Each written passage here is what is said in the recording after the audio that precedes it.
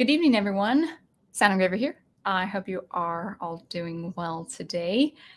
Of course, I'd like to wish you welcome, but also, of course, what's so important to me, sound is in my name, Engraver.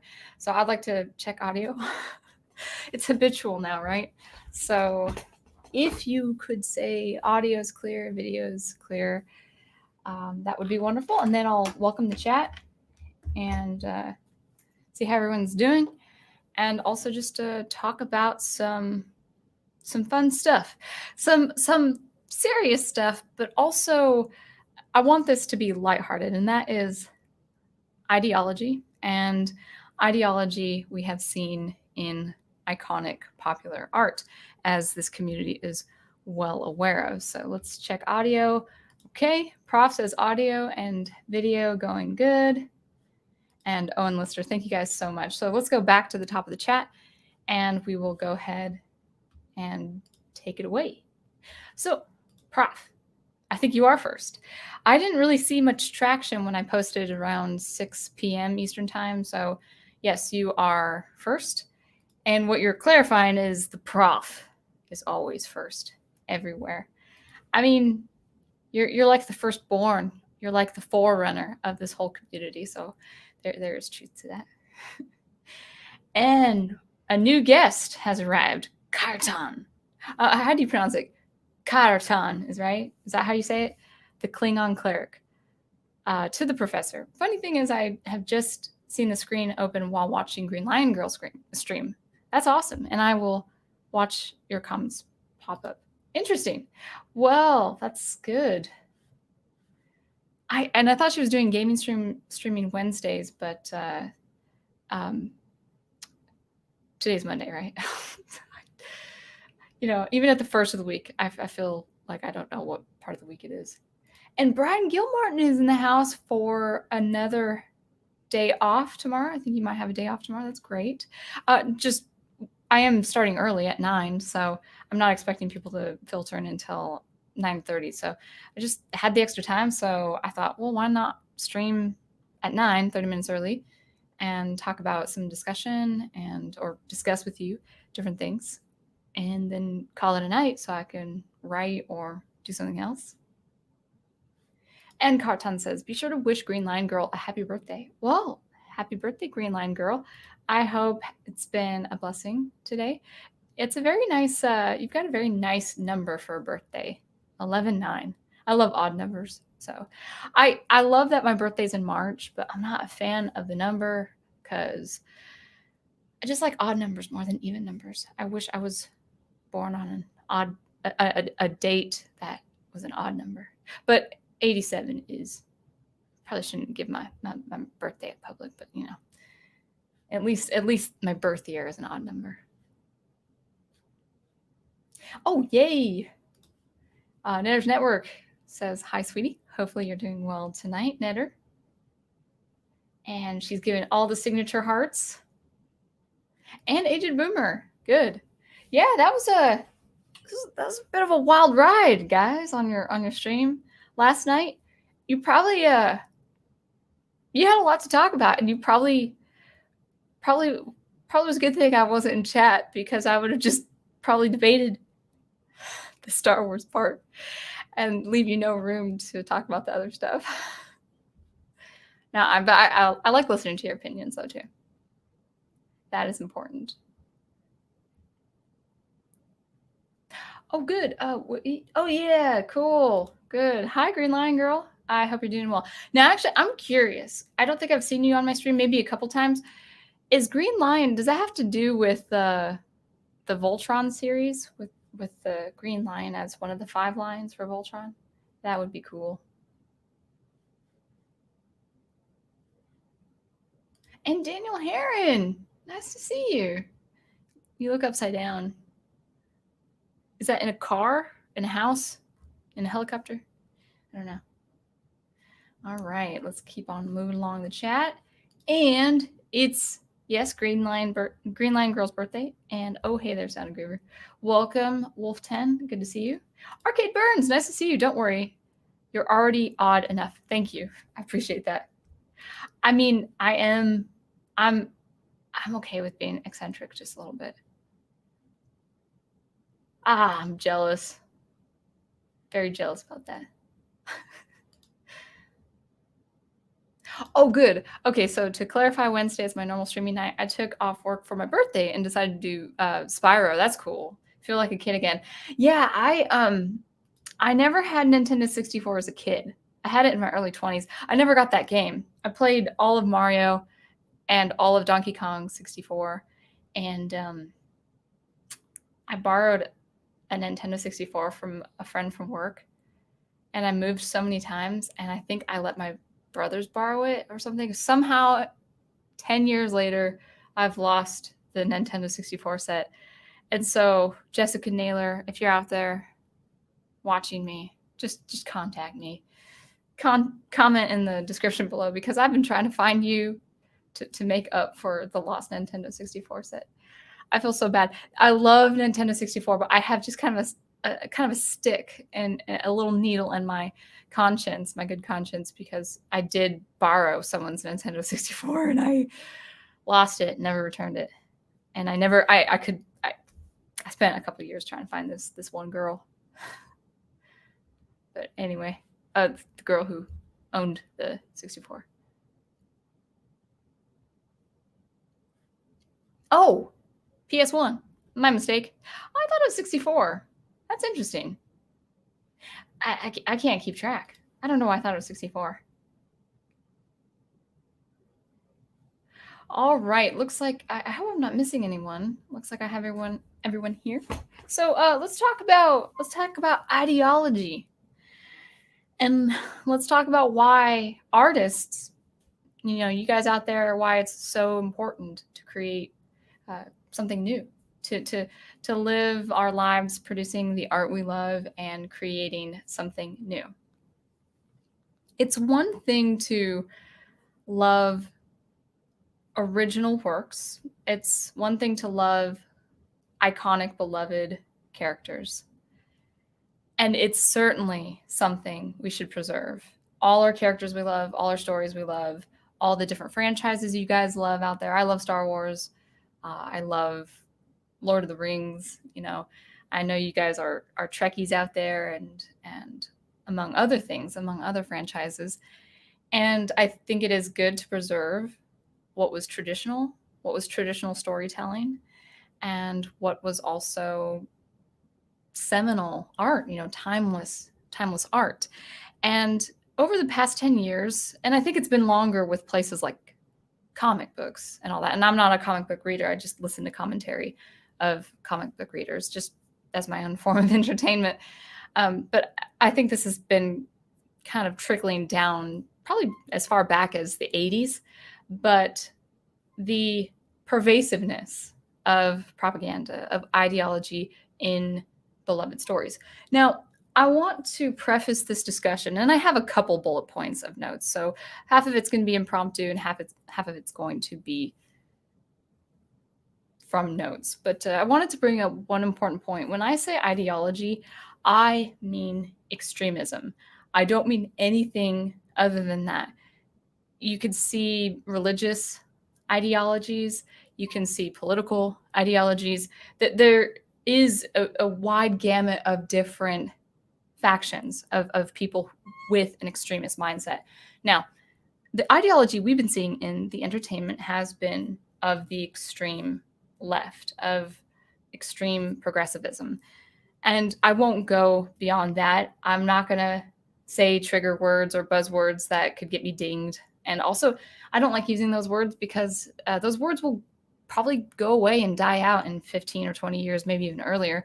And also, for me, I can't say a certain word, to use the example SJW, because if someone affiliates with that, I don't want to exclude them in a dialogue, in an exchange with me. I would still love to talk with them and, listen to them. If hopefully they listen to me. But I'm not going to use those words. In fact, if it is pervasive, if I do see a lot of that vocabulary in the chat, just a fair warning, I won't post it. I probably won't even read it out loud. And if it's too much, I might actually have to moderate it. So I would say we have to be careful, at least on this stream, how we're using our words. So if you prefer, the ideology that has been in the recent decade in our beloved stories, I'll know what you mean. Just say ideologues or something like that. There's definitely, that's an all-encompassing word that isn't so not much of a trigger word these days, fortunately. Orville Nation, nice to see you. I like that you call me SE too. That's good. No, I'm definitely not. I'm definitely not. But it probably has the same color palette and all of that. Donkey Kong 64 had the same color palette as well. All right. So let's talk about some bullet points, what the role of the independent artist is in the wake of extremism in our stories. I will pull up my notes, but I really do want your input, your opinions, and I know Wolfton's here and Brian Gilmartin's here and all that, so I'm sure you guys are going to have good points. Prof is here. He's going to have good points. And let me welcome Artificer Joni. Nice to see you. Oh, Carton has something nice to say. Soundgraver is so sweet and full of grace. I credit that to her youth. Well, thank you. I'm old and cantankerous, and I have no patience for anybody's guff. Is that Carton speaking? Because I know a real decent man named Troy, and he's not cantankerous. I don't think so. All right. So just a few things. I mean, I have some notes, but I would really like to just have an open-ended discussion if you guys don't mind. So the duty of creating something new. So I don't want this to be a political discussion, especially in light of recent election results and all of that. But it's undeniable that we have seen extremism in our stories, in our popular art, and of course in our academics. I was naive to think it remained only in academics in the university setting. Oh, no. I guess it's in Hollywood, it's in Disney, Netflix, all these major platforms, Twitter, Facebook, Google, all these major platforms and monopolies that have shown bias. And it doesn't matter that I disagree with their ideas. It's just that they haven't given fairness to other ideas and other sides. And we have seen this pushed more and more into popular art, like our movies and our comic books. So the whole role of ideology in popular art is, or not really what the role is, what they are fundamentally, or what ideology is fundamentally. It's the propaganda or political messaging taking precedence over good, wholesome art. It's not to say you can't have political messaging in your art or in your stories or whatever the case may be, but the stories have to come first. The characters have to come first. The quality of your art has to come first alongside the political messaging or secondary. But if the messaging takes precedence, people are going to see it and they will disregard your art. If that's the role, if that's what you think all your art is going to do, all power to you. And you're free to do that, thank goodness, here in America. But your art will be more easily dismissed. So what we see with ideology is propaganda. It's simply propaganda as a form, as a function. And that form takes precedence over artistic form and artistic quality. The problem here is it's not that it exists. We live in a free country. That quote is so subjective these days. I mean, I don't even really say that anymore. I mean, nothing's free. I mean, you've heard that. I mean, that was such a 80s, 90s phrase on the playground. We live in a free country. Do you remember saying that as a kid on the playground?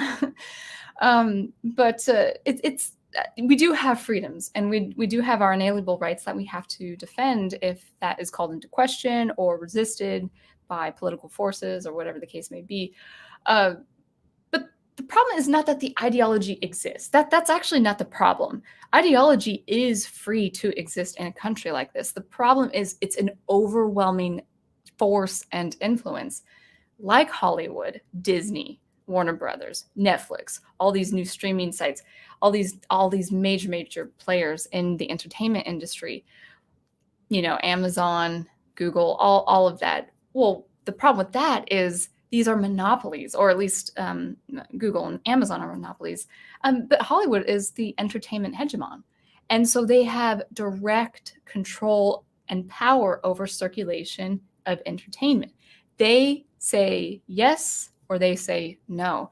And so if you want your art, being published or presented to the public square with a massive audience, people understandably look to those people first, those major studios first, to get their stories out there. And I'm speaking about American companies, but Europe has the same companies. We can compare and contrast, of course. And so that's the whole problem of ideology seeping into our entertainment and our art, is that it's just overwhelming. And a lot of people who are independent creators are snuffed out because we don't adhere to check boxes. We don't adhere to what they want. The other part of this is major platforms have deplatformed. If there's enough space in the word, I will say it. Also, I just realized I'm streaming on a certain wonderful, remarkable platform right now. But DE money, you know what I'm talking about.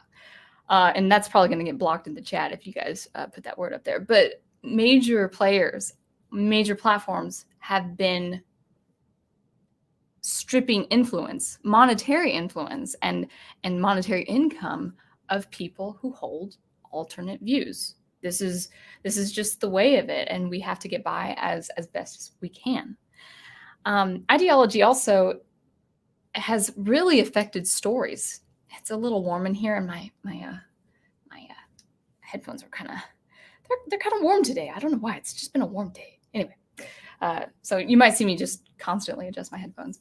But anyway, ideology is found in definitely stories we've seen, especially stories on screen, where stories are not fashioned in accordance to reality. And commentary on YouTube, like The Fourth Age. Fourth Age is a very well-known channel, I meant to say.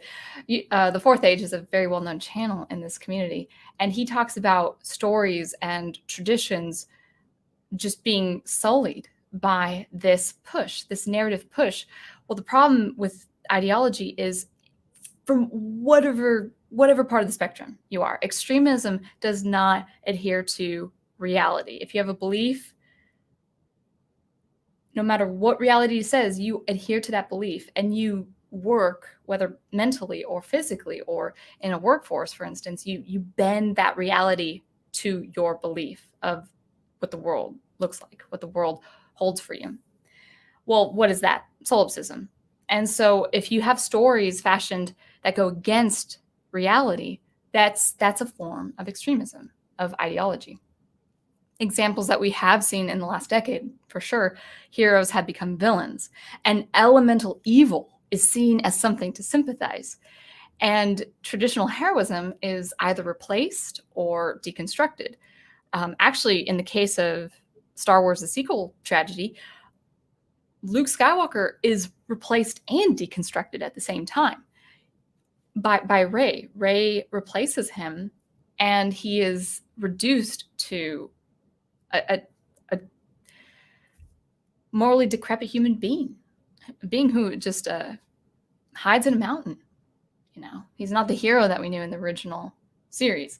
So things like that, where heroism, which actually is fundamental in human law, in human nature, how we treat people, how we honor people, how we honor reality with heroism and truth. Recent example also has been the fundamental difference between men and women. This act of homogenization where we have to make women look blocky like men with levels of testosterone, and where men have been emasculated.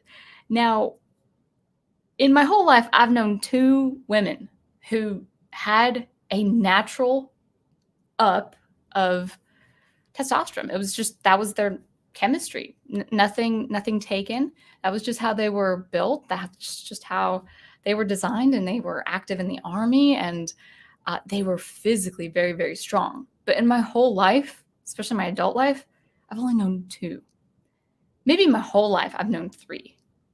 Yes, I've had one relative who is more that type. So 3 out of my whole life. That is a rarity. It's true, and it exists, but to make a woman masculine, like we had seen with the Terminator franchise with Dark Fate, it just doesn't work. It's not the natural order of things. Now, with the emasculation of men in particular, this has been kind of, I would say this has been a trope for a number of years. We could go all the way back to Hanna-Barbera with Fred Flintstone. Like he's kind of the average, blue collar worker, and he gets into trouble, and Wilma harangues him and stuff like that, and he gets beaten over the head, and they're kind of silly like that. But that trope actually extended to sitcoms in the 90s, where men were usually frumpy looking. They were usually out of shape. They had to be corrected constantly by their gorgeous wives. They were always berated and reduced to like simpletons by their children. Like the children had to have all the, zingy lines or zingers. Yeah, zingers to reduce the men by, reduce their intellect, their intelligence, and also just their role as a good authority, as a father. Now, something like that, I think in the 90s, I don't really have a problem with. And I saw very wholesome sitcoms where the men could have comic relief, but they were also very serious roles too. And they were, good fathers, good older brothers, and all of that. So if there's a mix, then that's fine. But the reason why I would have a problem with it now, not just because it's an old tired trope, but because there's an actual malicious intent behind it. There's an actual intent to reduce men to something they are not. As an example, emasculation. I know this is fun stuff. This is lighthearted stuff, right? And I don't mean it to be too serious. I mean, these are just things that I have noticed in art. So that's ideology in the iconic popular art. The political messaging taking precedence over the actual storytelling, over the actual artistic creation and experience. So what does that mean for you? What does that mean for me?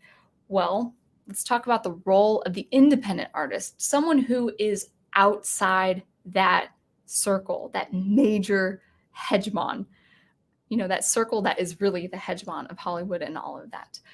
Well, first of all, we have to produce art that is meaningful to us. Now, we may have a religious idea, we may have a political idea, and that's fine. We can use those ideas, but not at the expense of reducing the art in its standard of excellence.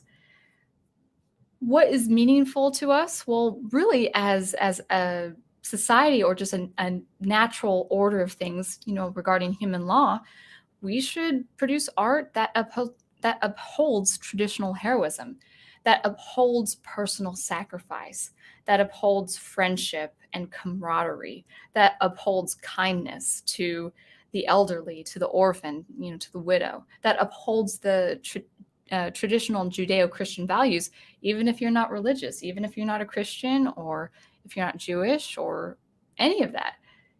We still have fundamental values that honors the well-being and the personhood of another.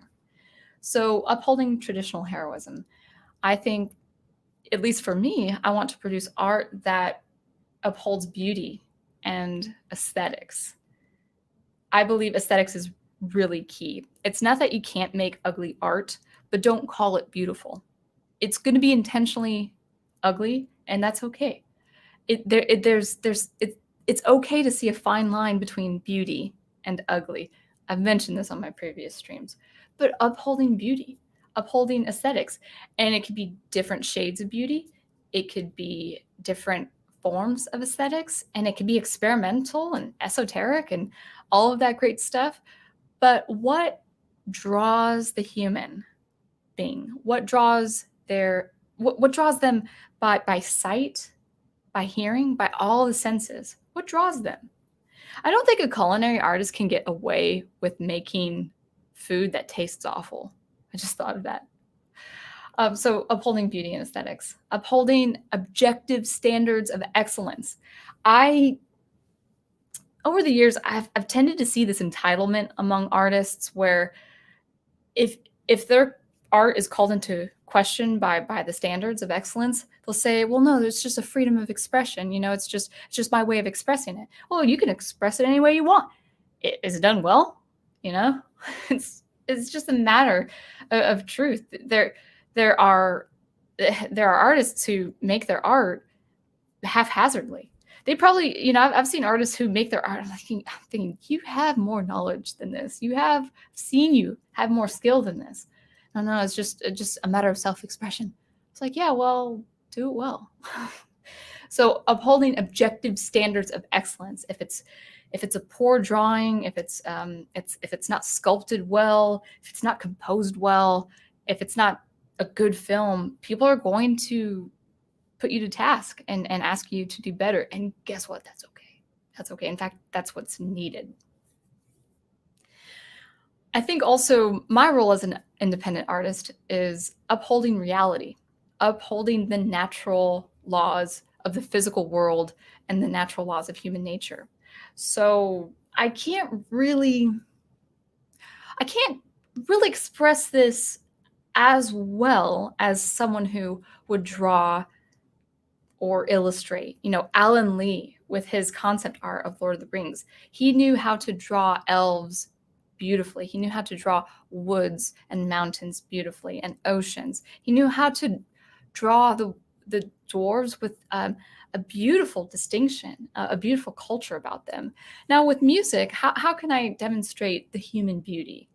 Well, with music, I can't think of a better example right now than the human voice and how I could sing. How can I sing that would be compared to that which is ethereal or otherworldly or angelic versus someone who just happens to do something like the vocal fry.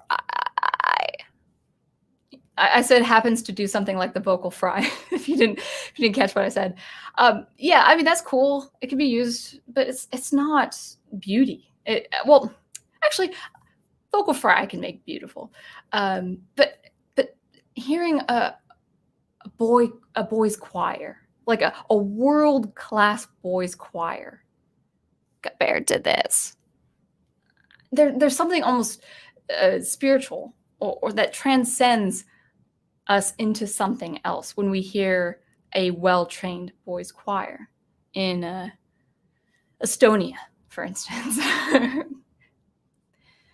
So the role, I think, for most independent artists is to have art be first. Art takes precedence. Messages, themes, ideas are all great, but they are secondary to art. You need to produce art for art's sake, almost more than for your sake. Now, for my sake, it's just because I love it and it brings me so much joy, composing music and writing. But, compose music for music's sake.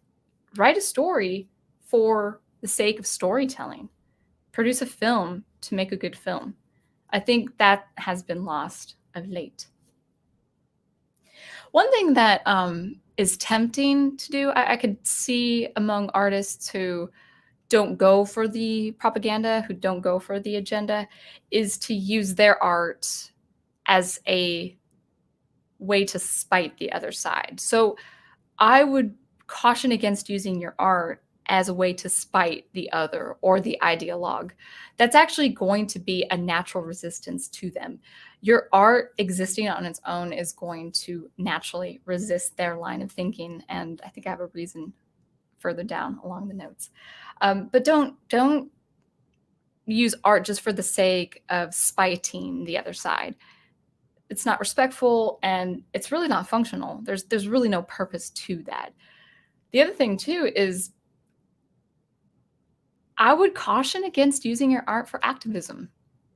Even if there's something you believe is fundamentally wrong with an institution or government or a system or a religion or whatever the case may be, I wouldn't use art as activism. It really, the first thing is it gets stale. People forget. I'm sorry, guys. I'm sorry, artists out there. They forget. They do forget. What they remember is something bound in a piece of art that is timeless, that transcends their place in history, that transcends its place in history. So maybe it's made in the year 2030, but maybe you've made a piece of art in 2030 that goes for another 200 years, for as long as the cultures last or the civilization lasts and all that. So I would caution it. If it fulfills you, I mean, if you feel like that's your role, to use your art as a form of activism, all power to you, but it's going to be very short-lived. It's going to be very short-lived, because who your audience really is actually no one you're trying to persuade. It's just people who are in your echo chamber. It really is. People, have you noticed that culture, I on the one hand, I do believe human beings have an inherent love of art and the artistic thing. But on the other hand, it does take time. It takes time for people. It takes time for society to get into something like art. It could be a piece of music. It could be a painting, whatever the case is. So if people already have the disinclination of not viewing art, they're definitely going to be faster to dismiss your art if it's only for activism. Because truth be told, even if it's activism that they agree with, it's not politic. Or it's impolitic. Is that the right word to use?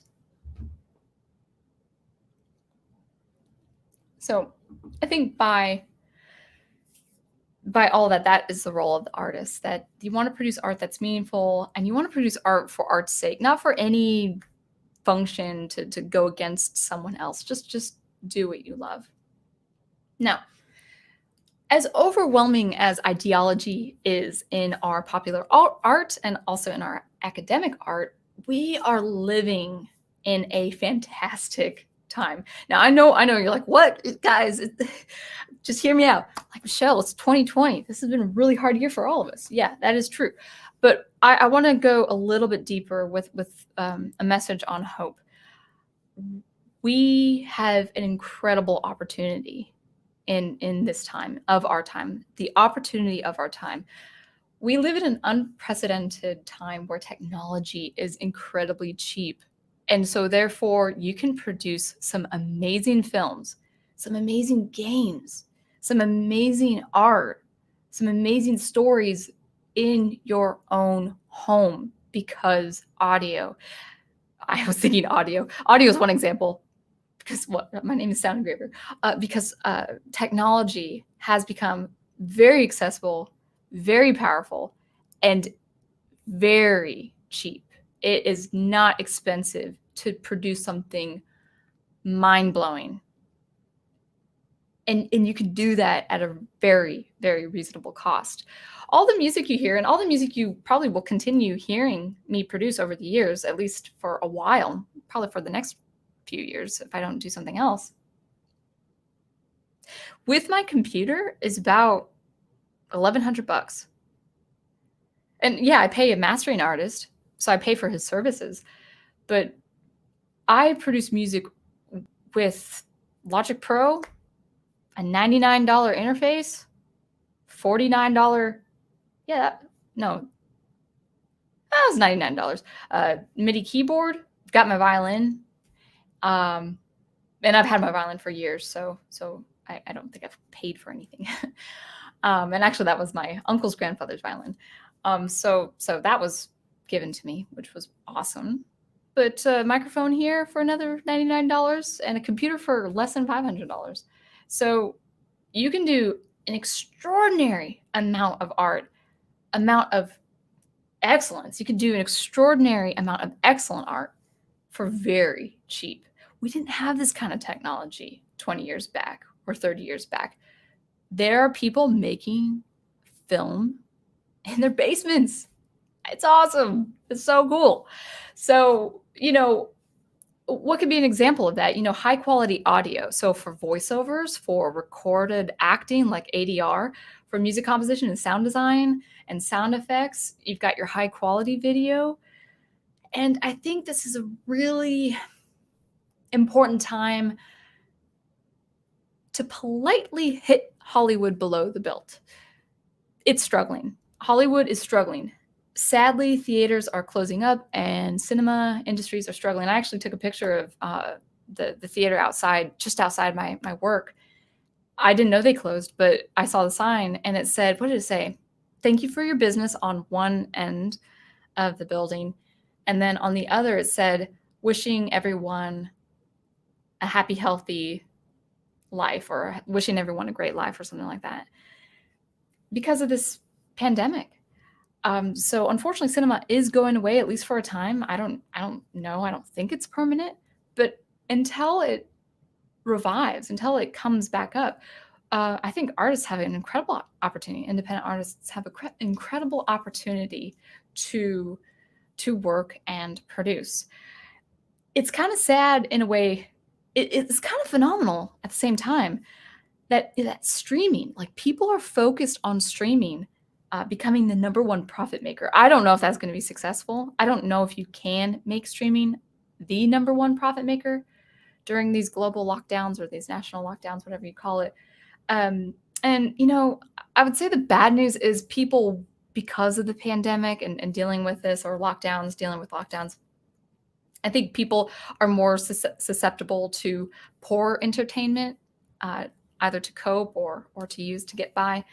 But on the other hand, the good news is I think people will try newer things for the sake of change in the routine, change in, just seeing new kinds of art. Oh, that looks different. That looks interesting. I'll try something new. So maybe imaginations will be a lot more engaged, to trying something new. I don't know. I'm just throwing that theory out there. But yeah, so that is the opportunity of our time, where we have so much powerful technology at such low cost that it's not unreasonable to think you can produce an amazing product in your home. I think that's fantastic. And maybe it's, 6 or 7 homes. Maybe you got a team of 10 people or something working in their different departments. Maybe I would be called to collaborate doing music or something for a movie, or some sort of collaboration on a platform like YouTube, or something. But the point is, we might not need multi-million-dollar budgeted films anymore, produced by these major players in entertainment. That's what I'm trying to say. All right. Lastly, what artists should do. What should we do? Well, you can do your own thing. I'm not going to warn you or wag my finger at you if you don't adhere to these ideas. But for me, I choose to stay as independent as possible. So some of you guys know that I'm working on a space opera, and I think I'll finish the first installment by the end of the year. And it's a massive story. This thing, I don't know how long it's going to take to publish. But let's say, hypothetically, the story picks up. Let's say people really do like the space opera.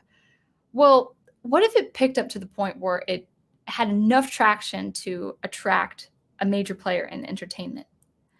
The way I've seen studios behave these days, I would say no. I'd find someone else who cares about story, who cares about craft, even if it means a much smaller audience, because I couldn't handle my story, putting my story into the hands of people who would refashion it in their own ways, in their own ideology, in their own reality.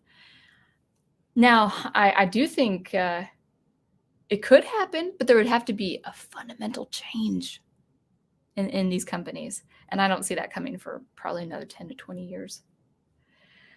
So what you shouldn't do, or what I shouldn't do as an artist, I'm not going to go to the big name publishers, for books. I'm going to self-publish. I'm not going to go to the big name platforms if it picks up and a major studio wants to, take it and all of that.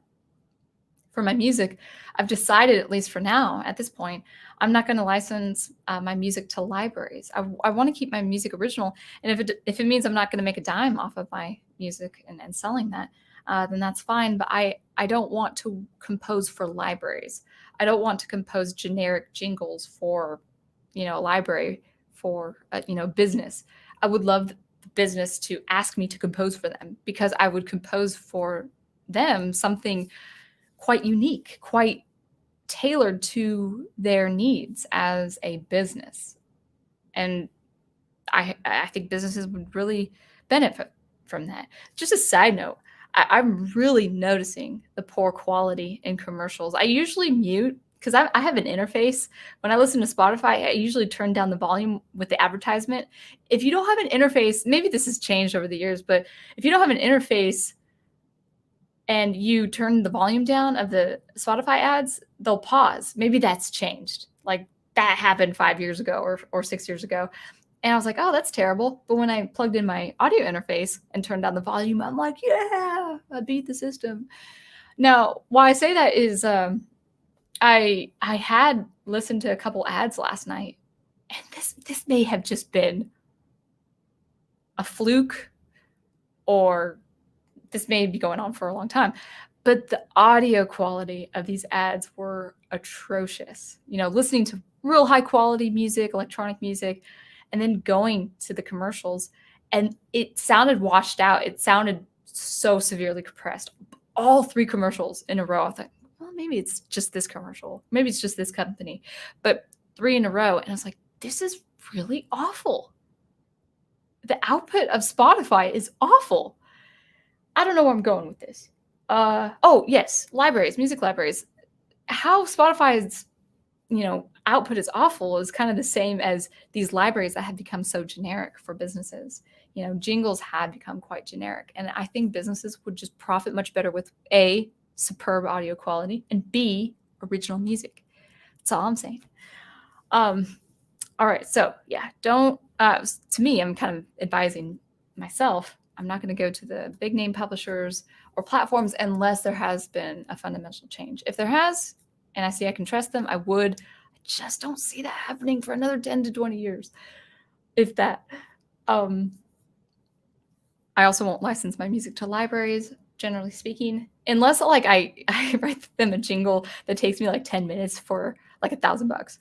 If I can get to that point where something takes me 10 minutes and they ask $1,000 for it, sure, I'll do that. But until that point, no, I'm just going to keep writing my own music. Don't sell your stories. If your stories pick up and become famous, don't sell them to writers or producers or publishers. Really, really stand your ground if you do firmly believe that this insidious ideology has clung to the culture of storytelling and producing art. What we also can do as independent artists is we can show the public square that there's entertainment out there that doesn't carry ideology. Again, you can have political messaging in a story or in a piece of music, but it cannot be first, cannot take precedence. The thing with ideology, it tends to reduce the quality of the art because it's so focused on the political messaging. And finally, I would say produce the art you enjoy. Don't feel obliged to mimic an artist or a genre because you may think it would give you a bigger audience. No, produce the art you love, produce the genre. Like I love experimental electronic music that's a little bit more upbeat, but also down tempo and ambient. And it's got an audience, slowly and steadily growing. But yeah, so that's what I think we should do as artists. It's just advice, but advice I'm taking myself. And now the significance of your art, the cultural significance of your art. See, you can have a cultural significance in your art without having ideology. And that is your art, if it gets picked up, it's naturally going to resist the deep-seated ideology in today's entertainment. Why? Because the ideologues, they like to bend reality to their fancy. So if they will see your art as a threat if it becomes well known, because your art, simply by existing, contradicts their ever-changing, emotionally charged realities. And you're probably going to get pushed back for doing something different. And I think we're ready for that. So those are my notes. I guess bullet points went a little too far ahead. My goodness, 45 minutes in. Okay. And so I've got my Rebel shirt on. See that? Yeah. Star Wars. Now, I did get this during Disney's acquisition of Star Wars, but this was before the sequel trilogy was made. This was merchandise for Rogue One. And I'm not saying Rogue One is perfect. I think there are a lot of problems with it, but I can confidently say that this is before the Disney sequel, the Disney sequel tragedy. All right.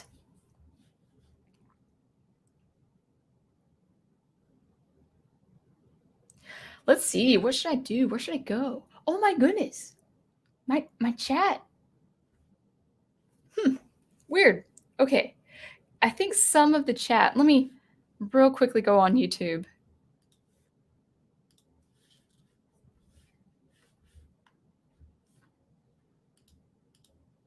Okay. Let's guys, I think some of the chat was cut off real quick. And so hopefully I'm not missing too much that was cut off. Let me see. Oh my goodness. Where am I? All right. Aged Boomer is on StreamYard. I wonder if I can exit StreamYard. I might have to come back. No, I don't think that's going to work. I'm going to do this right, guys. Okay, perfect. My first tag.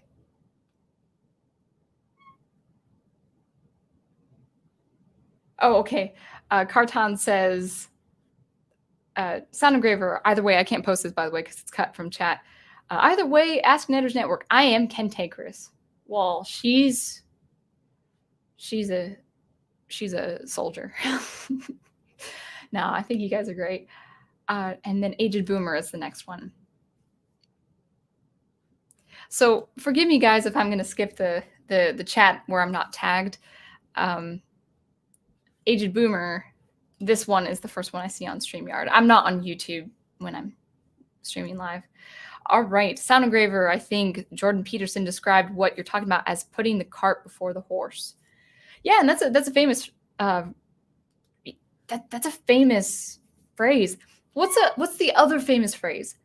Form follows function. Function cannot follow form. Meaning, art, if you do have a message, if you do have a theme, if you have an important political or religious idea, you have to do the art first. The art comes first. That theme can be integral to that piece of art. But if that art fails, if it falls short, no one's going to care about your message. Or if they do care, they're thinking, this person tried, but it did fall short. That's the cost.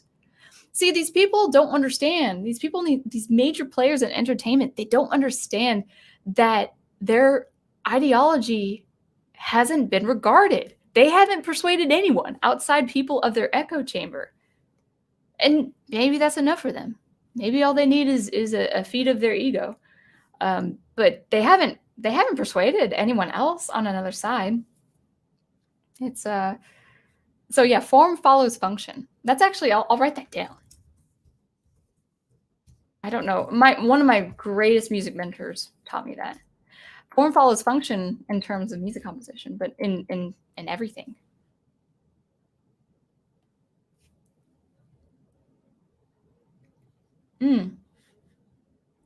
This isn't Brian didn't tag me, but he raises a good point. The heavy push of extreme ideologies into entertainment is one reason I gave up cable. Yeah, I hadn't been on television for like 18 years, so I don't know what was going on with cable. Nowadays, I stockpile physical media, classic shows and games, and I think that's and you are an artist, but for those of you who don't do art, preserve, be the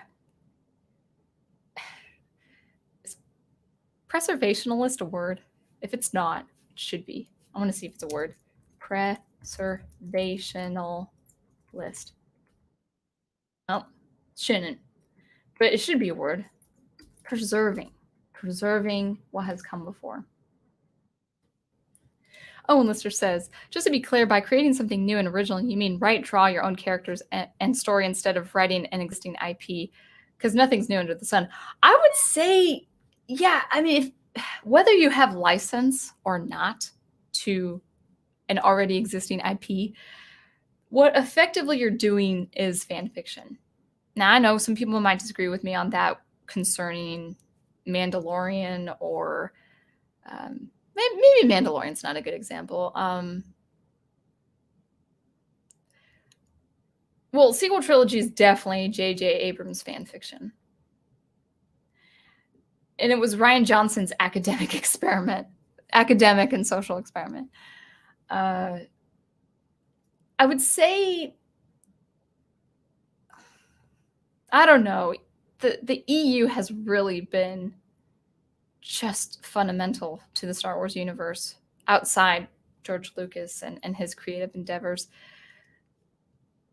It is, I know people are going to be very uncomfortable with me saying that, it is technically fan fiction as well done as it is. Anything outside the original creator is effectively fan fiction, so it's not that bad. I mean, if you really do honor that work, honor that IP, I've heard people in this community really highly regard some people who've done excellent fan fiction of Star Trek. So it's not a diss on anyone doing that or watching that or seeing that. But what I mean, Owen, is really your own stories, your own art.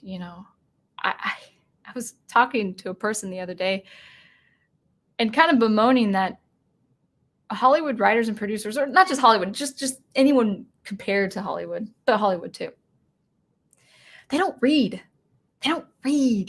What is the point of Disney making these reboots? They are they're making their own fan fiction. That's not true. That was a silly example of fan fiction. But what I mean is, these people need to read. These people need to read. They need to read mythologies of all over the world, from Africa to South America to East Asia to going back to Norse mythology, English mythology, or not English, but kind of the time of King Arthur and all that. Anything or science fiction. The thing is, I've seen a lot of cantankerous science fiction writers who do express ideology and express that in their works, and they can't stand the modern trope of the heroic masculine. And it's like, have you not read science fiction? Like, you're a science fiction writer. Have you not read science fiction? It is the ideologue's treasure trove of content. I wish they would be honest and just, again, I wouldn't watch it myself, but ideology, I mean, these people have a right to produce this kind of art, but they're doing it by sullying old traditional stories. They need to first go all around the world, find the mythologies and stories of all around the world, or they just need to be reading science fiction short stories. There's so much content that can be filmed effectively. Yeah, go read science fiction short stories. It's gotten a little too nihilistic for my taste, so I actually quit reading recent short fiction as of last year. So it's been a while. It's been a year since I've read science fiction short stories. I need to get back to actual novels and classics. But someone called Professor Geek is doing these book studies. So we did Dune. That's it. Oh no, that's not true. We did Star Wars EU, but I need to go back to the classics.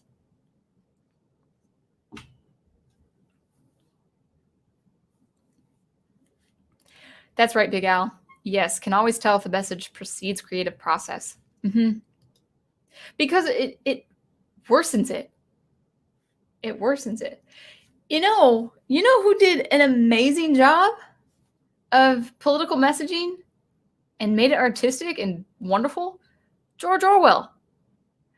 He's got to be like the grandfather of doing it the right way. Very well written. 1984 is very well written, and the context of a story, but with some heavy politics and ideas. I mean, heavy ideas and heavy philosophy, but all done in a very well written, well told story.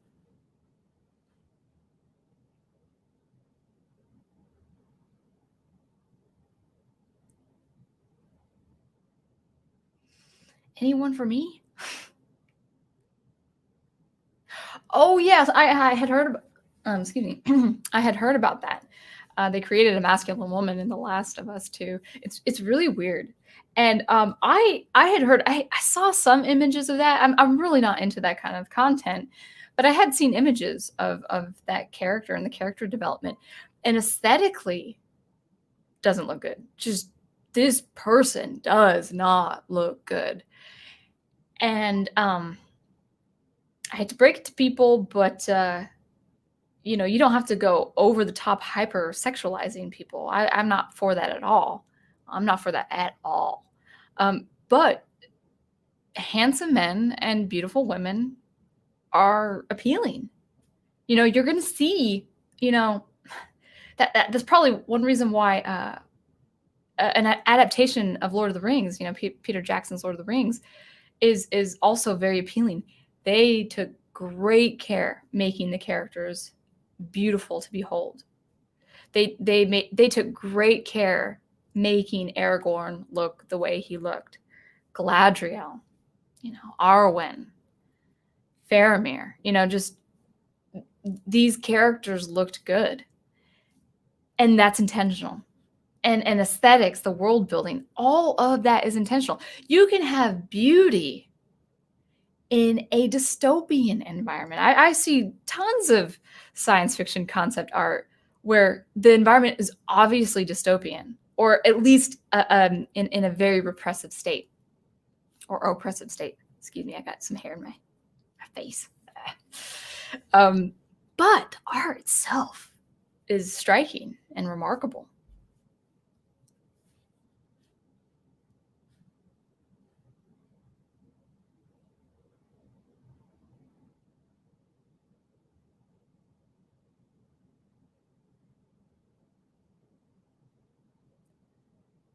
No one's tagging me. Come on, guys. Green Lion Girl. Oh, Overall Nation.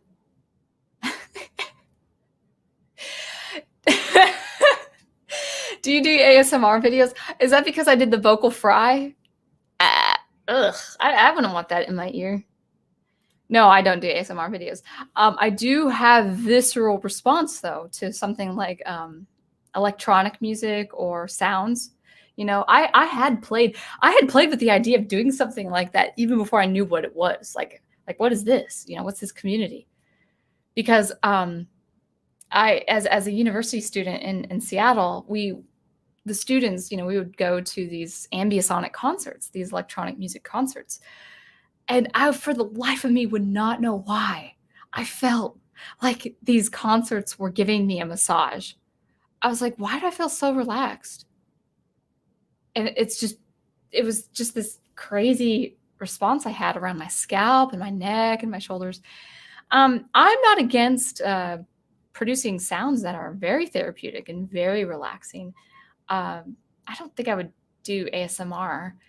I actually do. I listen to ASMR probably 2 or 3 times a month before I go to bed to really relax and unwind. But I also look at the community and it's understandably the community is it's full of people who are dealing with high anxiety and chronic depression, and they just need Jesus. They just need his Holy Spirit. And maybe if it's a ministry, if I make pleasing sounds, kind of sounds, ambisonic, raining sounds on your head, on your scalp, and it's therapeutic, and it's a form of my ministry in music. Yeah, I can see myself doing that. But in terms of actual ASMR, that has been the YouTube phenomena. I don't find the I don't find that I would do it. I don't find myself doing that.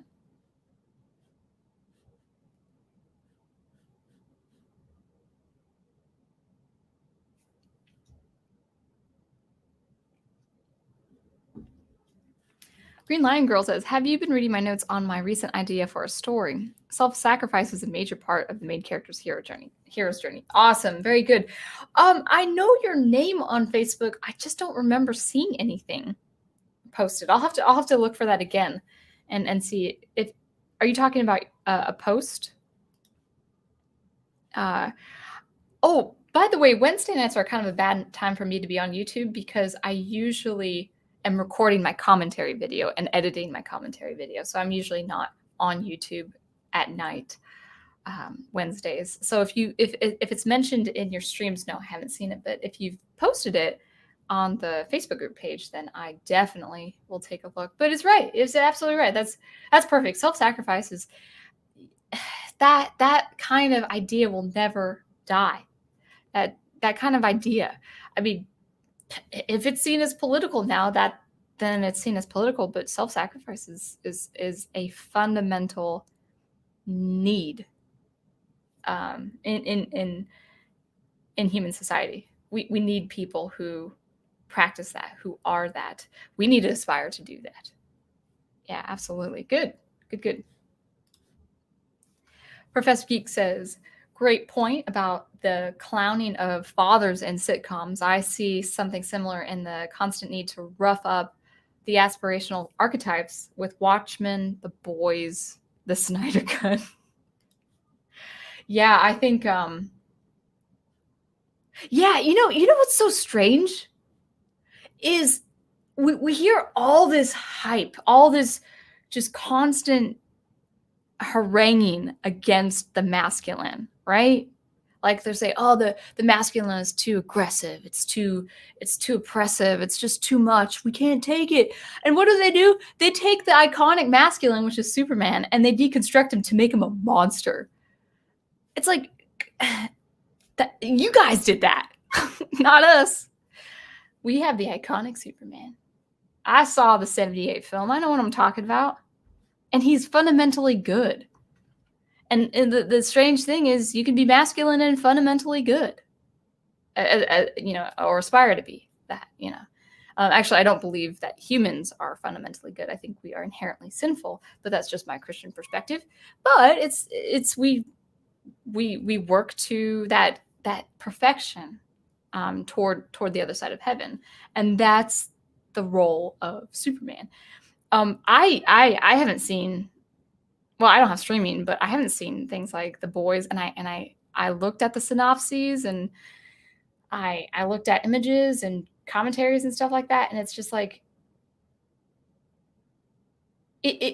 people say, well, it could be a parody of this, or it could be just kind of tongue-in-cheek of this, and it's like, no. The reason why it can't be a parody anymore is because the things which they claim is a parody of, they're being stripped down. They're being reduced. They're being shamed. You can't do a parody of something that ceases to exist in this current time. It's like, oh no, we're just not gonna, just poking fun at superheroes. It's like, well, as of late, at least in the last few years, all these superheroes have been like this. Yeah, so that's my rant. Yeah, you tell him, Brian. Just it being your expression isn't enough. You have to be good at your expression. Yeah, I mean, let's just use the real life artistic example of a culinary artist, a chef. This person can be so creative and so good at what he does, But if he produces something that looks good or appealing but tastes awful, he's lost the function of the culinary artistic experience, which is taste. It has to be palatable. Literally, your food has to be palatable for people to esteem you as a prestigious culinary artist. It's just the case. And it needs to be the same with all art forms and all artists.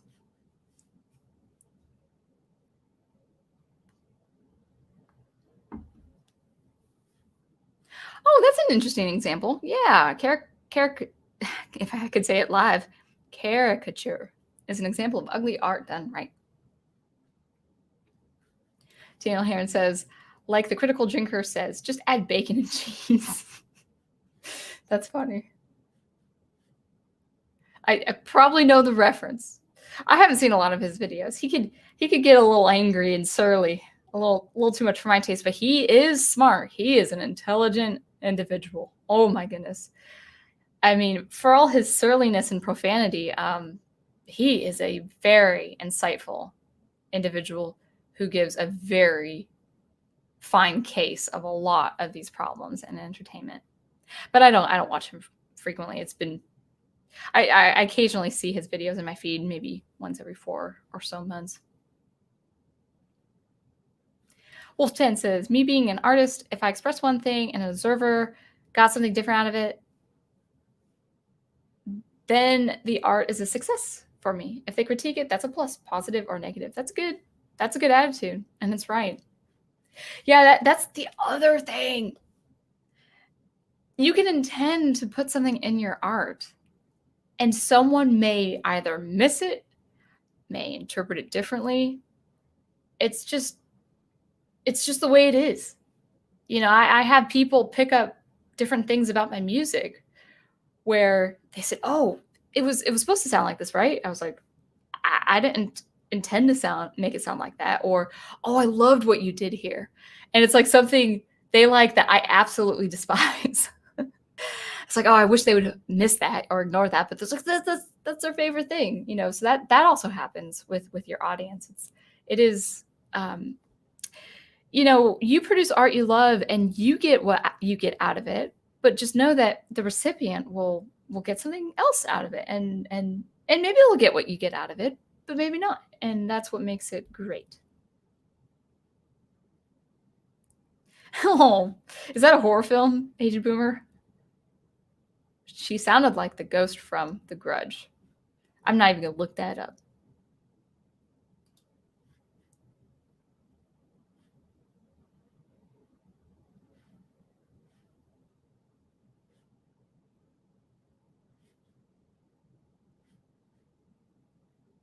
Oh, good point. Yes, that is such a good point.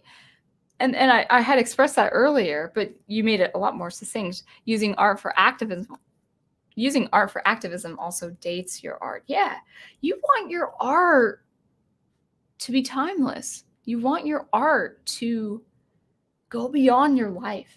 That's kind of, maybe it's kind of a form of unwitting narcissism in a way, where you think the now is the most important, like your life is the most important. And your life is important. I don't want to disregard your life. It's very important. It's a miracle. It's a miracle that you're here. But the world is going to go on after you go. After you pass on, the world is going to go on.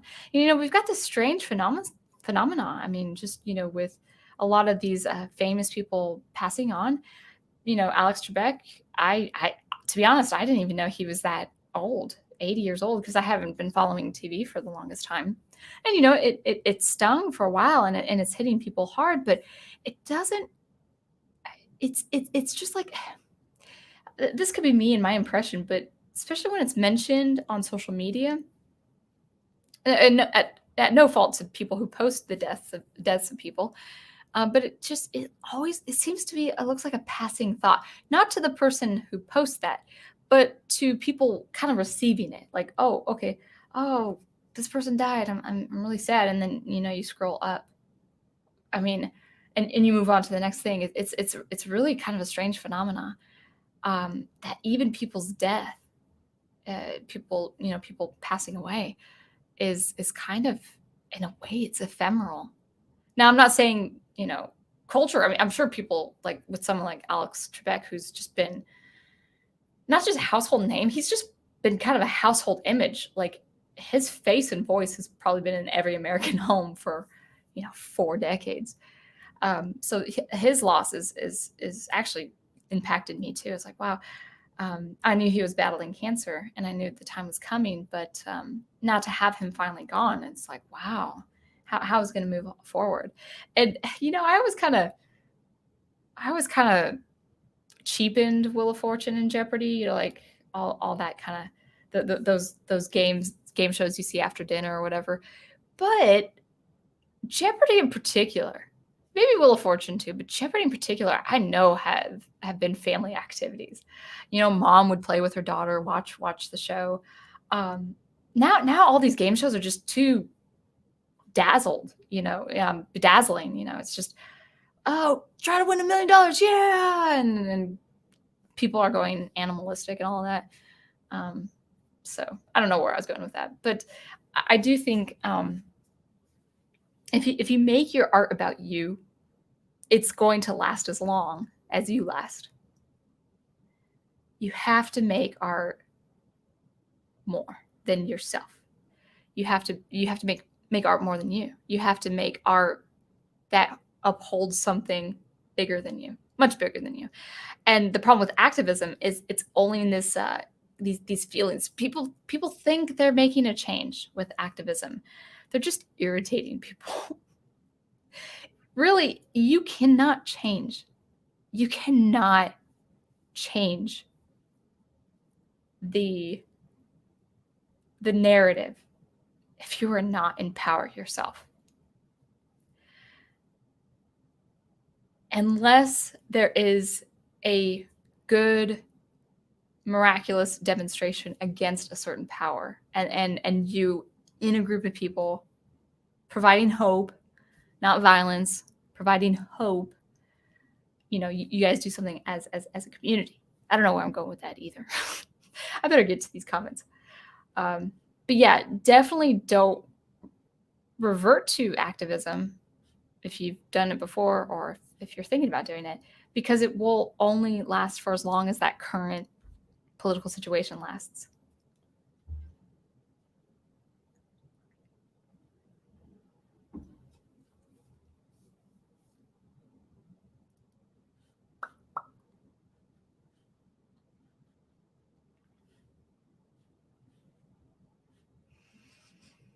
Very active chat today. Green Lion Girl says there was a game that came out earlier this year called Dreams. It allows players to create their own games, including characters, assets, and even sound at $40. Now, I have a question to you. Does it require DLC? Because I'm against DLC, man. I just want the whole game at a price. Even if it's like a $200 game and it's amazing, give me the whole game at the whole price. I don't like this idea of DLC. I just started noticing. I just started learning about DLC, downloadable content, where you play some of the game and then they give you an update like 7 months later, or they launch something 6 months later for another price. I was like, back when I was a kid, I just played the game. It would be $15 or even $10. I would play Super Nintendo that was like $9.99. These games took me months to finish. Imagine that. But actually, if I actually meant to say, I'll look into it. But that's interesting. Create their own games, and that's actually important to a lot of people, including characters, assets, and even sound at $40. I would want to stop at 40. Like, oh, well, to make your character do this, you gotta buy something for $4.99. I'm like, oh, I'd be, nope, I'm done. If that was $40, that was $40 I spent. Professor Geek says, in addition to the technology now present, the stigma of self-publishing is now gone as well. Very good point. Very good point. People just need to remember to hire developmental editors and not just proofreaders. Yeah, I knew that the two were different, and I think that's important. Yeah, it's kind of like it I hear a lot on these music platforms things that have obviously not been mastered. And the thing is they won't have the title of their song and they won't say unmastered or not mastered. And if I had something in public that wasn't mastered, I would mention that it wasn't mastered. I think that's professional because I have heard just poor audio quality. Well, what do? I pay a mastering engineer. People say, "Oh, I want to do it all myself." Well, mastering engineering probably would be at least a 3 to 5 year learning curve to get it to the sound that I would want to get it. So, I mean, unless I picked up something and it was really fast and really effective, but mastering is a total science compared to things like composing or even changing instruments and mixing just a little bit. It's its own animal. So if you're not a professional editor, you probably should hire a professional editor for your work. Maybe even if you are a professional editor, you have a second pair of eyes for that kind of thing. That is true. That is true. And I think the one obstacle of self-publishing and also being allowed to publish anywhere outside of a major platform or publishing company is that there's a lot of information out there. That a lot of people have published a lot of stuff. And so you have to find your way through the weeds and get your story out there. But one way is to garner an audience, and one way to do that is to be on a YouTube channel or to have a blog, like a daily blog. Maybe find another platform where you are on. You are making a public appearance every week. You have to be frequent. You definitely have to be frequent about it. And give value to people. Hopefully I'm giving value to you. if only by my rants.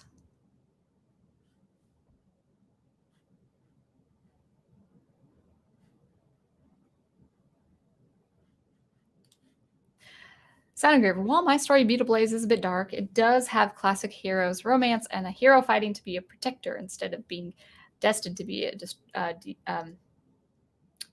destructor or destroyer. I'm curious. I haven't heard that word. I always want to make sure. Oh, I think you mean destroyer. But I know what you mean. Yeah. By the way, if I correct your grammar, guys, don't take it too hard. Like I do that to myself, and my mom does it to me. And I like it. I like it when she does it. I'm like, oh yeah, that's the word to use.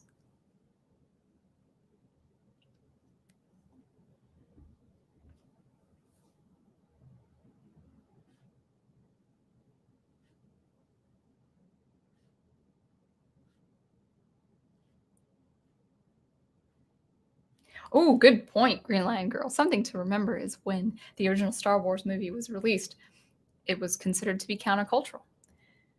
And it was something new and different, but it went back to the basics. That's right. Joseph Campbell, Carl Jung, Sigmund Freud. I saw the Profs video. I know what I'm talking about.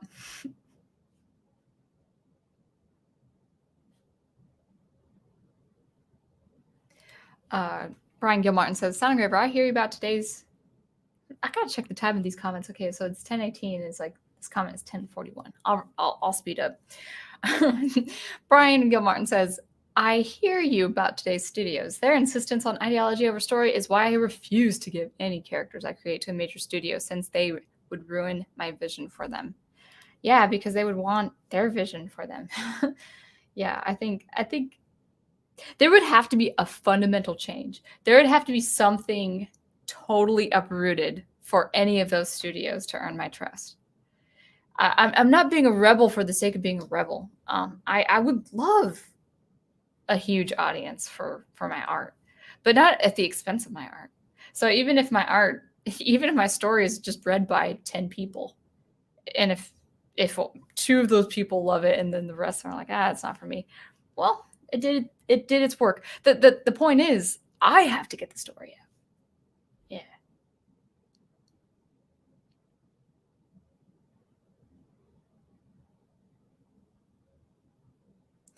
Let's see. I know I've recommended this on the Props channel, but check out Dead Sound's channel. One-man team, original stories, and character, aside from a few Overwatch animations. Oh, that's fantastic. Good. Yeah, I'll check it out. Make sure you copyright your stories. I mean, I don't know about copyright laws, on writing. I think it's probably simpler than we realize. Music, man, I put it in a Logic project and boom, it's considered copyright. Now, I'm under a publishing, not publishing.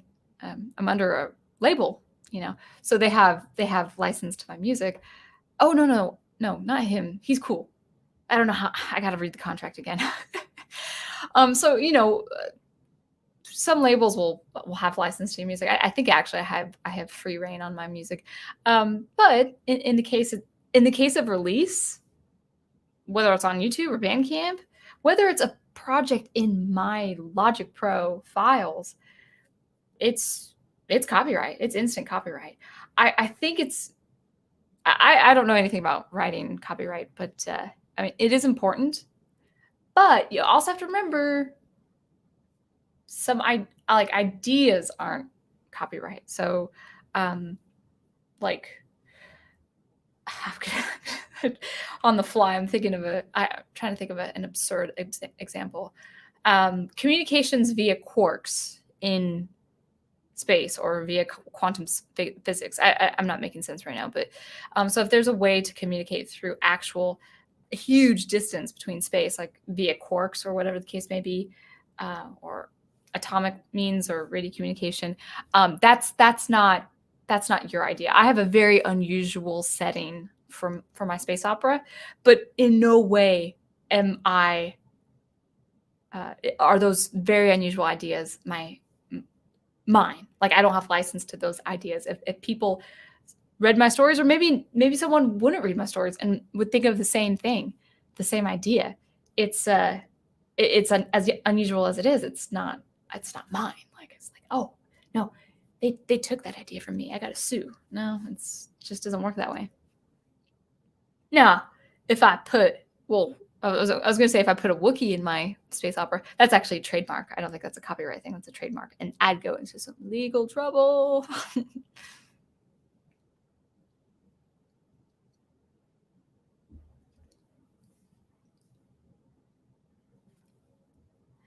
Mr. Matchstick, yo, I hope you're doing well. I haven't really seen you much on the Facebook. Well, no, that's not true. Oh, wait, you originally had sketches, drawings. So that was good. Do.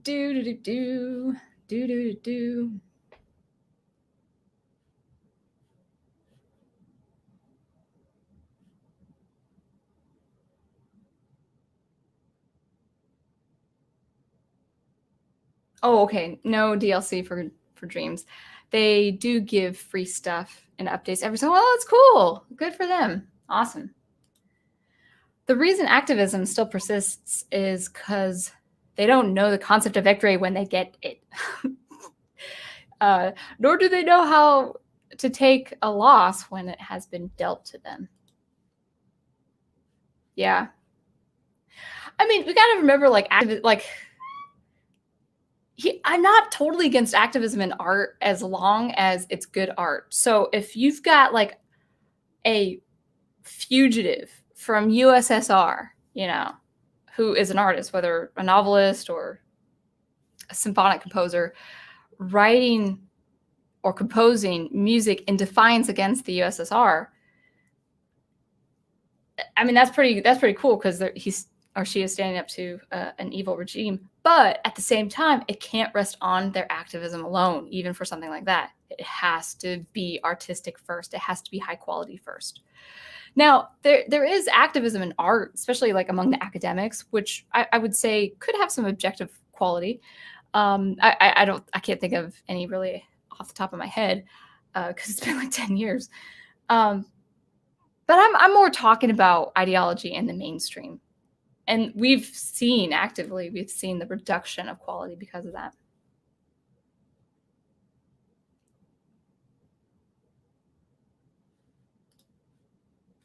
In my experience, this is carton. DLC is not anything you need. It's just new outfits or something cosmetic, nothing that actually impacts gameplay. But I've also seen I've seen people buy stuff to level up.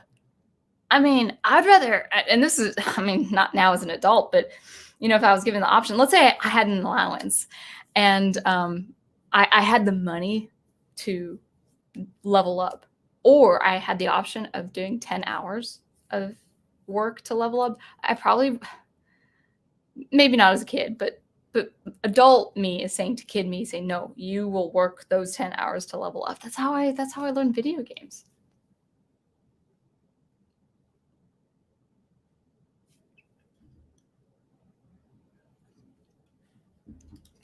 Couldn't you argue that making art for imaginary future generations is more narcissistic? Imaginary? Well, are you comparing to my, oh, hi, Logan. See, I didn't recognize you as with this new pure data art. I don't know if it's pure data, but it looks like pure data to me. Imaginary future generations. I'm talking about being timeless, man. I'm talking being timeless. See, the thing is, human nature, no matter what history decides or has decided, or no matter what culture decides, no matter what history has shown, the human spirit, there's something fundamental in the human law, the law of being a human being. One of those principles, one of those fundamentals is the inherent need for freedom, for human dignity, for respect, for the sanctity of life. Those things can be beautifully conveyed in art, whether it's in a novel or in poetry or whatever the case may be, or in a film, and those will stick generation after generation. So your little imaginary playhouse it's kind of condescending. And I don't even know what you think I presume is going to be the future. But making art for imaginary future generations is more narcissistic. You talking about hope from oppression, hope from regulation, getting out of regulation, getting out of government control, stuff like that. I call that hope. I call that freedom. I call that human dignity. And I will produce art that conveys as much. It's Shopmaninoff. Deconstructor was my childhood nickname. Oh, wait, no, Destructor was. I'm reading this word wrong. Destructor. Maybe it is a word. Maybe I just don't know it.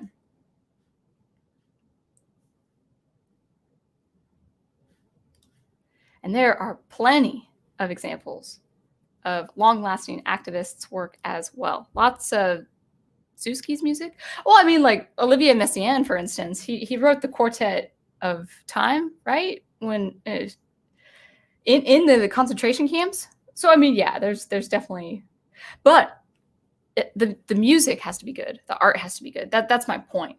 The problem with activism is if it's the focus, it tends to not uphold, but I would say it doesn't better the process. You got to honor the process, and you got to honor the standards of excellence. So if you could do that with activism, that's great.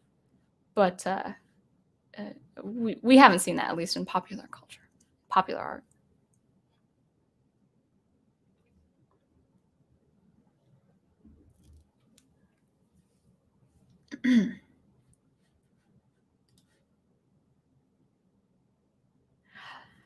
Engraver, the worst thing ever is when corporate interests co-opt activism movements and commercialize and then commodify. Yeah. You know who wants the imaginary future? Google. Yeah, I said it on this platform that belongs to, but I'm not using the browser. No, like we talk about these like imaginary, like, oh, everything's going to be all technically, the workforce is going to be tech. The workforce is going to be IP. We're going to be beautiful, muzzled people 6 meters apart forever. And we got to bring people into IP and computer science and programming. I was like, do you not know we still need agriculture and crops? It's like, we still need like the analog stuff too, guys. It's like, I see these like weird commercials like, this is how it's going to be in 10 years. I'm like, it's not my future. It's like Captain America, not my future.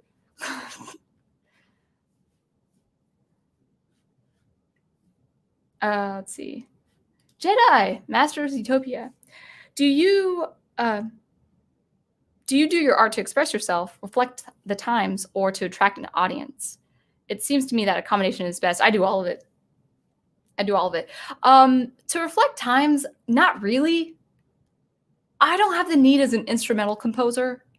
I just like to make music that I enjoy and is fun to listen to, or is productive. Maybe music that is productive for email or research or something like that. Some attractive beats, some attractive sounds and harmonies and melodies and soundscapes and all of that good stuff. And I'll get more into the experimental and the ambient as well.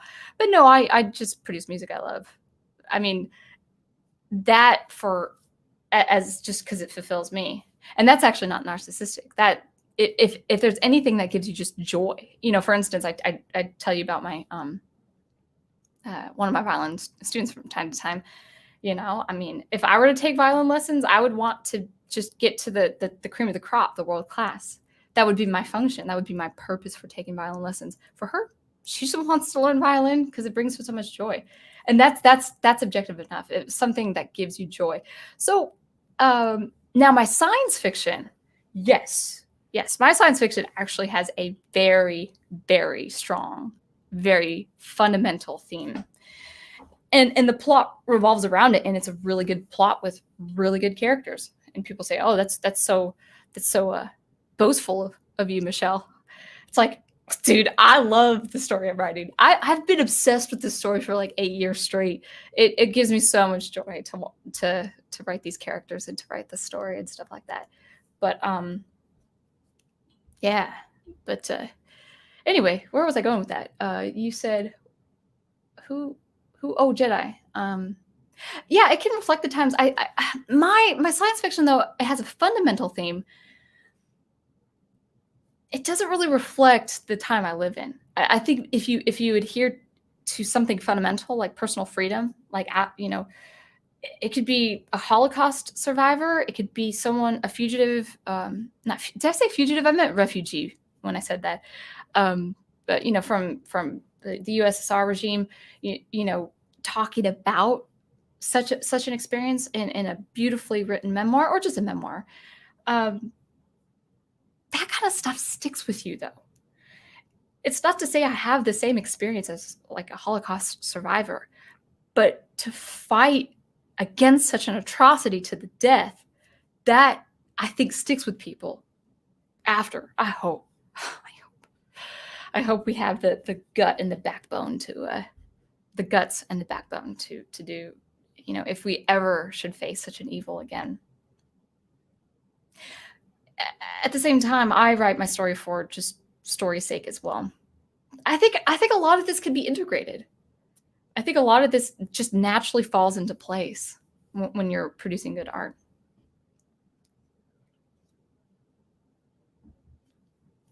Let's see. Oh, I think I'm caught up with some comments. Good. I hope I didn't skip any of you.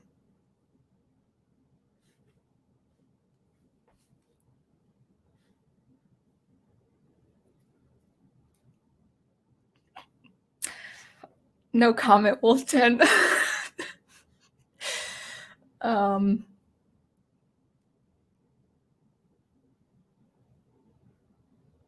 Oh, good point. The original Twilight Zone did have ideological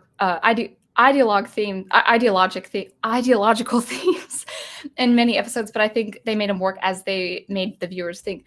That's the beauty of science fiction, is actually you can go over the top. When I say ideology, I want to be very careful. It is, people think of ideology as something political.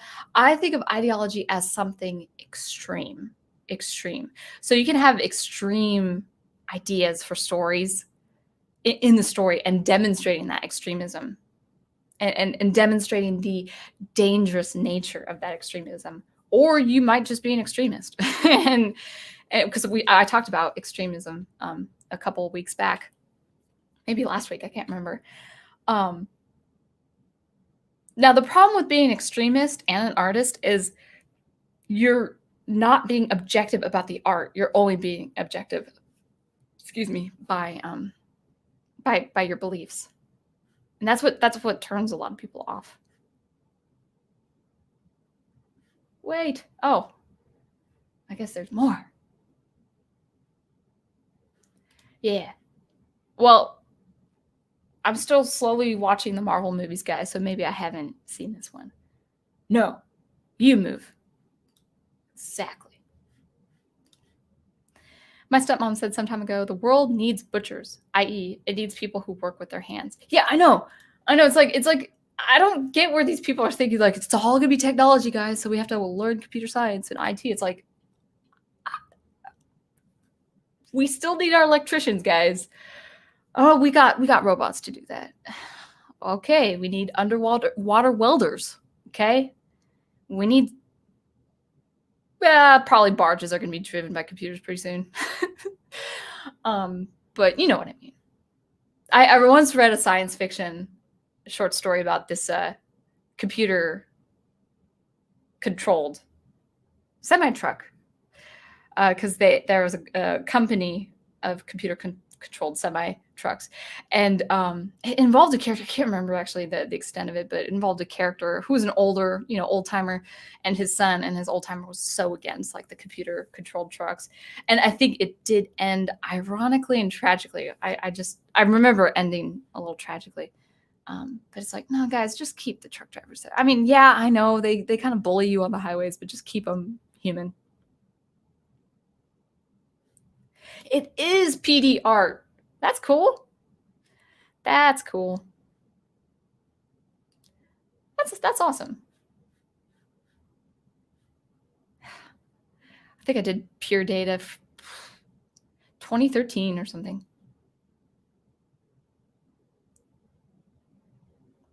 Shot on and off. I'm about to soundproof my apartment for a recording and stuff. Any recommendation? Well, it's not soundproofing. It's just sound absorption.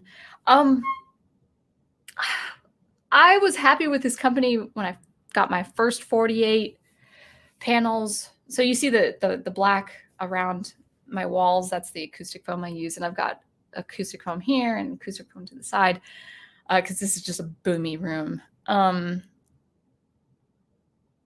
wonder if they're still around. I was very satisfied with my first transaction with them, and I wasn't so satisfied with my second transaction with them, so I'd take them with a grain of salt. But they are very cheap compared to... I wonder if they still exist. I think they're called the Foam Factory. I think they're in Illinois. Foam Factory Inc. I don't know where they're based. The website looks pretty... doesn't look great. It almost doesn't even look secure.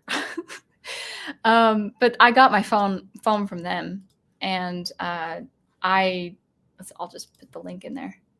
And so they have all foam for all sorts of functions, but they also have foam for acoustic treatment. And I remember their prices being very good compared to everything else. So what I do is I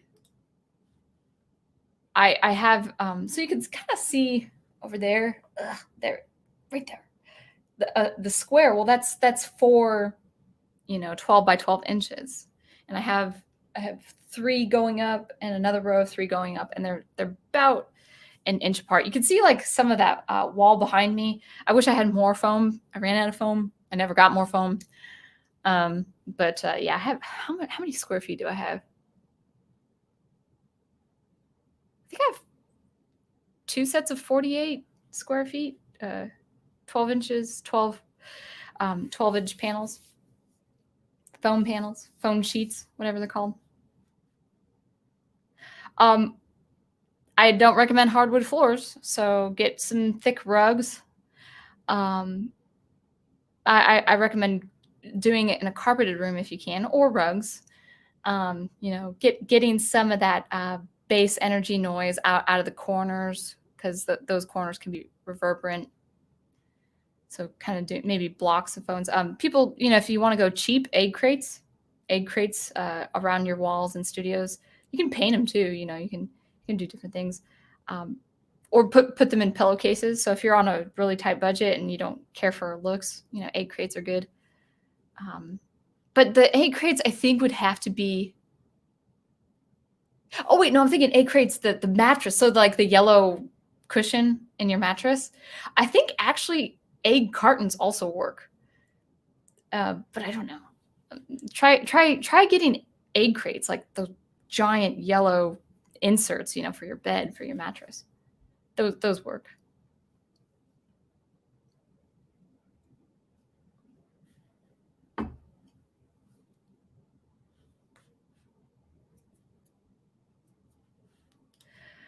Yeah, I think I agree with you. Belittling activism is quite condescending too, though. That's all that gave me pause. Well, I mean, I think people are doing a disservice to activism if it actually turns people off. What's the point of activism? Trying to persuade people, trying to persuade the other side. So if you put activism in your art and antagonize people with it and say you have to think this certain way, and you're putting it in beloved popular art and stories and just inundating us while the news is inundating us, no, we're going to say no. And we want our art separate. It's different. I would say it probably would be a different situation, like Third Reich, if you were running away, or let's say you're in Romania, where everyone in the 80s, spied on you. I had a Romanian landlady who her house was spied on, in the mid 80s, or USSR, or all these regimes where you are fighting for your life, and then you demonstrate your art of that. Sure. Historical events, Pearl Harbor or Hiroshima or all that. Yeah, there's a place for art in that.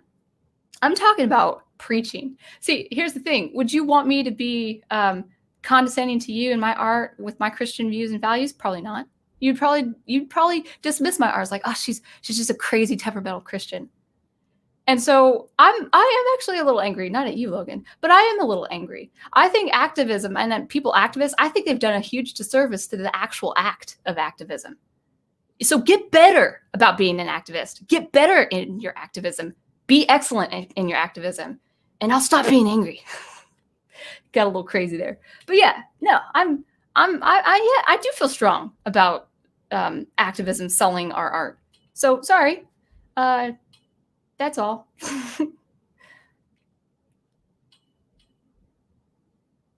Manpower over machinery. Oh, that's not for me. Oh, Daniel Craig. Hey. I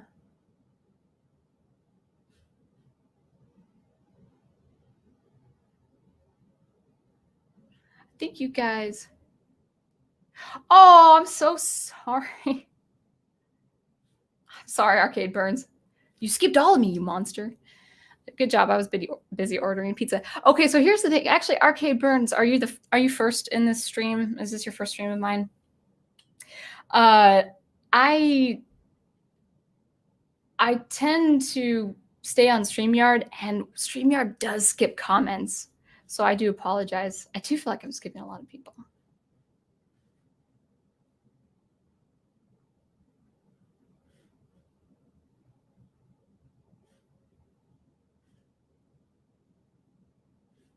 But on Twilight Zone, I felt their commentary on issues was very welcome.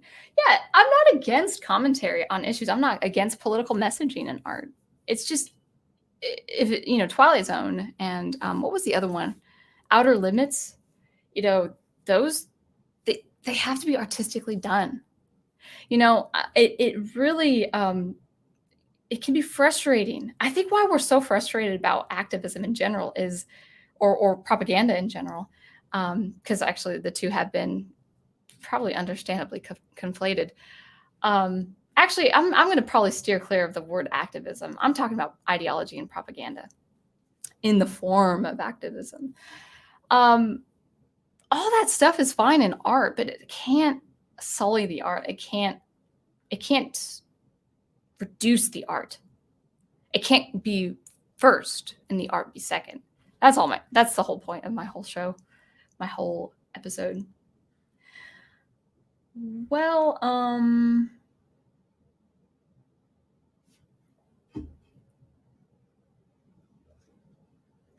Jedi Zootopia says, extreme ideology. By the way, ideology is that. It's extremism. There's no soft form of ideology.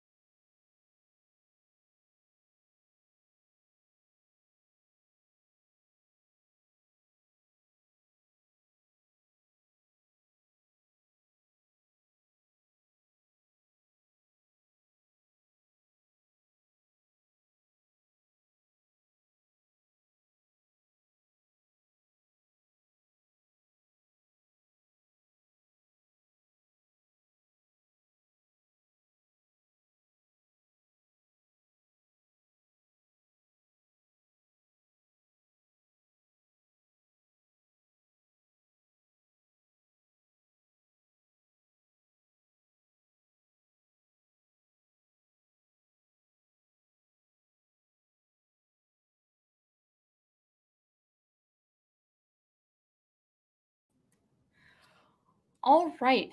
Am I back? Let's see. Where did I stop? I got a little flustered. I wonder if a certain someone, a certain platform couldn't take care of it, or couldn't handle it. But I'm calm now. I just don't know where. Oh, there you are. Okay. Yeah, Sound Engraver can get a little riled up.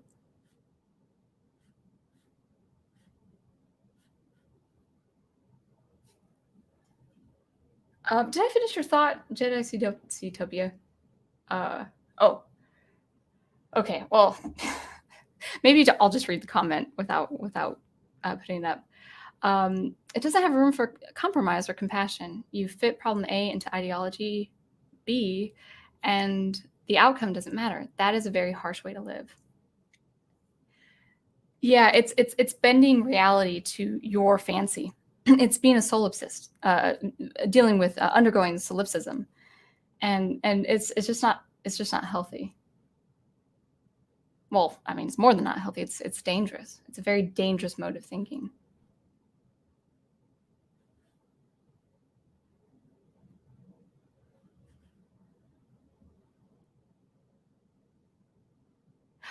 Dude, Owen, Lister, you're so practical. Yeah, robots break easily under rain, and you know, it's not just robots. I think they would probably find different means of AI in different ways and formats and forms. But yeah, something like that could undergo stress of an environment like rain or extreme heat. And humans can work through almost anything. I mean, shoot, I was a receptionist at in a plant, and some dog days in Arkansas, and that was brutal on the workers.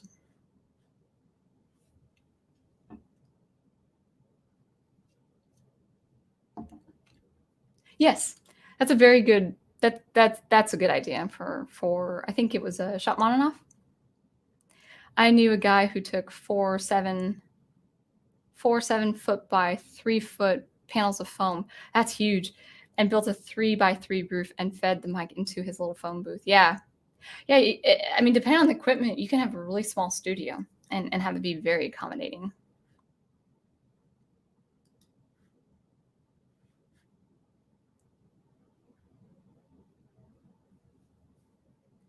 Yeah, that's a good point. My mission statement is in my work is that I don't attempt to please everyone, but rather provide something for everybody. Though if I cannot satisfy one, then I'll indulge the other.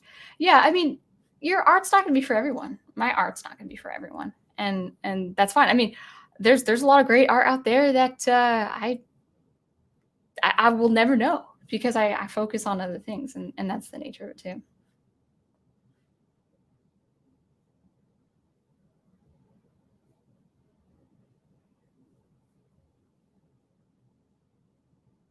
Yeah. I I agree with you, Arcade Burns.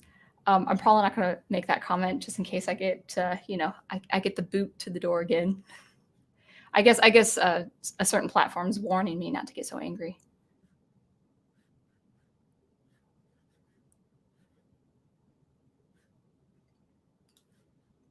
Also, I do not want a day where your wrath is unleashed. Beware the nice ones indeed.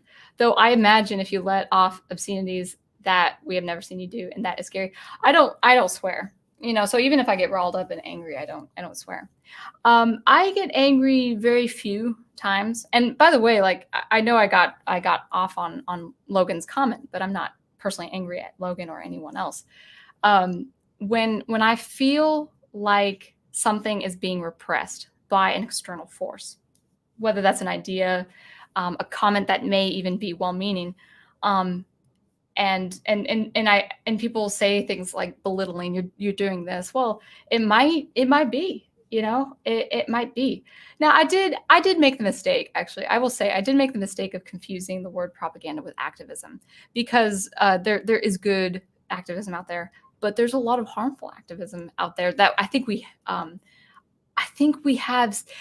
reason why it's easy to confuse the two here, at least in the United States, is because our artists in the popular art, like in Hollywood and stuff like that, who have produced propaganda, are siding with a lot of the activists out there.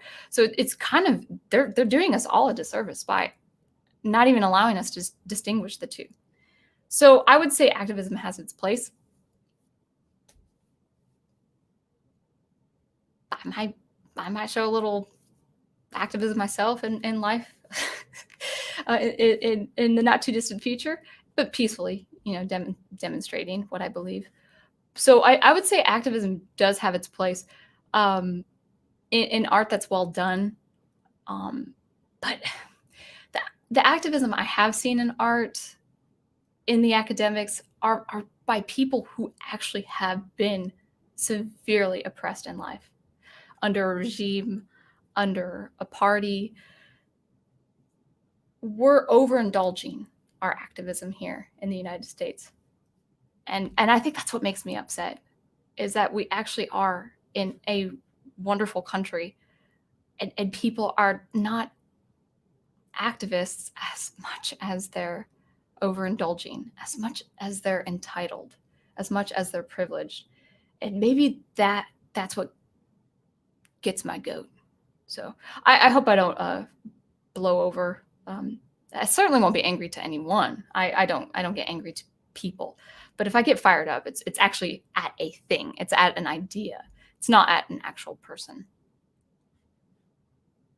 But no, I don't think I would pray that I would ever be obscene publicly. I just pray that even in my private life. So, or I pray against that in my private life.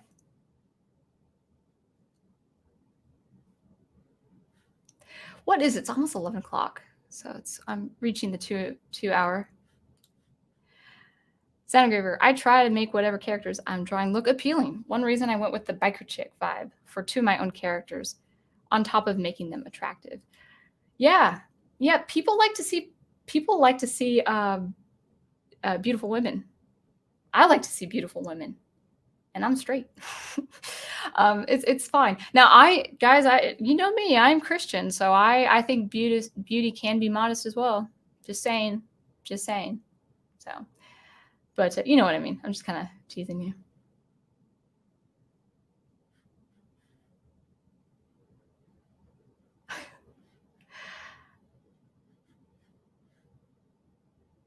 I know. Thanks, Arcade Birds. No, we're not cursing anyone, Wolf 10. Thank you, BMATX. I feel welcome. Like, I wonder if people gauge like the decibel level of a voice. I mean, they didn't boot me out with my vocal fry, and that probably had more decibel level into the microphone than anything.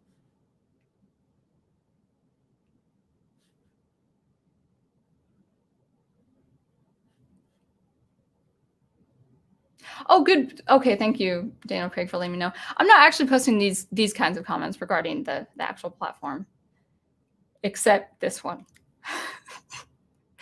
They had come for me. Yeah. Okay, so let me catch up with comments and then plug some stuff. Yeah, I got treated like fan man, dang it. I didn't even share a video.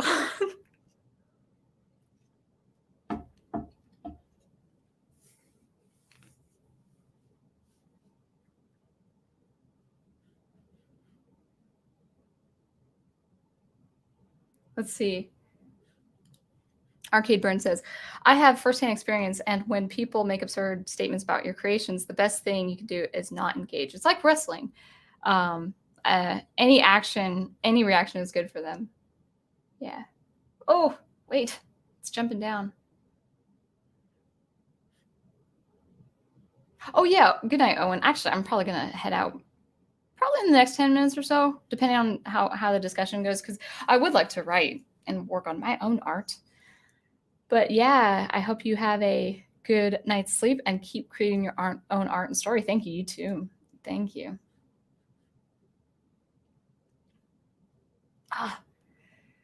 Well, this one's worth being booted out for, but Professor Geek says, if our wonderful, humble host took your stream down for your passionate truth, they'd have to take down half their channels for far more passionate rants. I know, I was like, I'm pretty tame. Yeah. Wolf 10 says, another reason why I do art is to give a new light to that sort of, what it is generally associated with. Probably why you guys like having me around. Well, I like you, Wolf 10. I mean, that the art you do does have that stigma, and I would graciously say, I mean, I understand where it's coming from. Now, anthropomorphic art is illustration of animals. But I mean, I have seen your art, Wolf 10, and I do see where that connection would be, because you are showing provocative images. So I mean, I don't know. I would take it with a grain of salt with that. But you as a person, oh yeah, you are cool and you can hang around all day.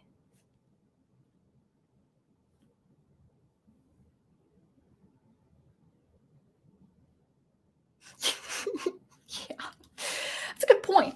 That's a good point. All right, I think I've caught up with chat. I hope I didn't skip anyone. But anyway, I'm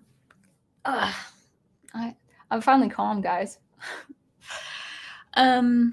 So what is on the dock? So I would love for you guys to, if you can, I know this might be asking a lot of you, but any of you guys, post your days and times which you are streaming, post comments. I'm not going to give everyone links. Actually, you know what? I did give a link, and I probably didn't do anything, but that gets me a little bit like, oh, I wonder if that was one reason. It was a link to a company, so I don't know. Maybe I posted an insecure website.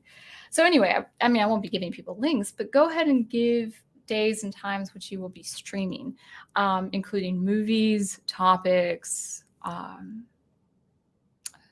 news, and anything to do with that.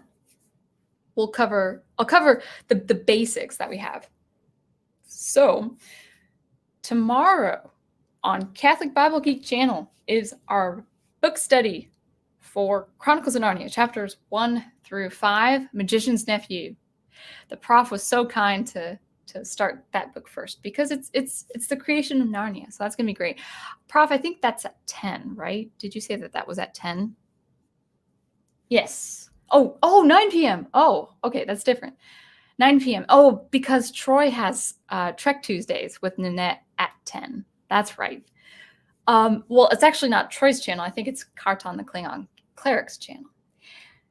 And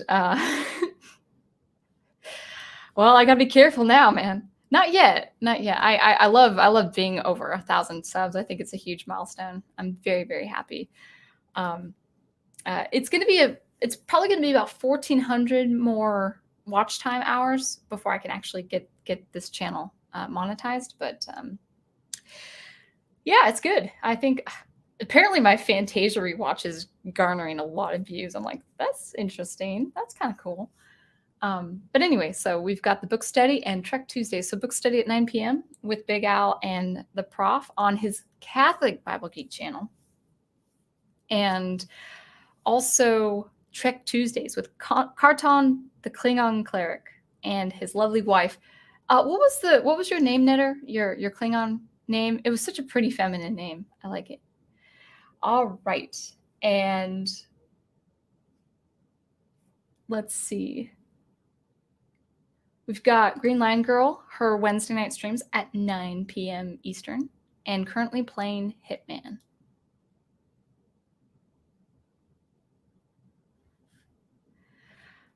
And we've got Wolf 10 with his WCR Tuesday and Thursdays, always 2:30 p.m. Now, actually, when you look at Wolf 10's channel, if you haven't subscribed, it's all one word in the search engine, because I think there's a couple other channels if you do it separately. So just be sure it's Wolf 10 Media as one word in the search engine. We watches and rewatches at 8 p.m. Eastern time. Is that during the weekend, or is that Tuesdays and Thursdays as well? Though the two topics have been moved to next week. Yeah, and you guys all can be still stay posted on the Professor Geek Facebook group page.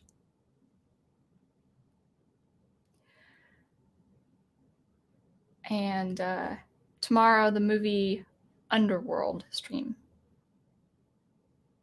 Oh, that's so sweet. Kitu. That's so, I love it. It's so sweet. Paradise. Well, I'm sure she fits the description, Mr. Karton.